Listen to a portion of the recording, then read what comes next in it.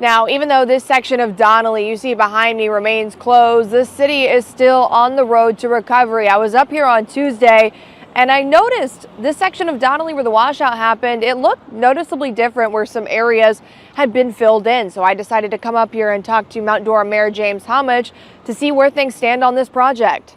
They had 2 backhoes, dump trucks, the whole front end loaders. They had them all there and started to clean up the mess we had. This is what Donnelly Street looked like after it was washed out from historic rainfall in late October. And now a lot of the damage has been filled in a little more than a week later. Mount Dora Mayor James Homage says once Governor Ron DeSantis signed this emergency declaration, the Florida Department of Transportation was able to bring in their equipment. What was the purpose of filling that in, just preventing further damage? Well, there's a lot of utilities that run through there, fiber cable, sewer, other lines that just are vital to the city. So they had to stabilize all of the utilities and go from there. On Monday, the city also sent out some information saying it's currently installing utilities and speeding up the design and engineering phase on Donnelly Street. The city says FDOT is helping Mount Dora obtain a certification that will make the city eligible to receive grant funding for the reconstruction project. We end up with,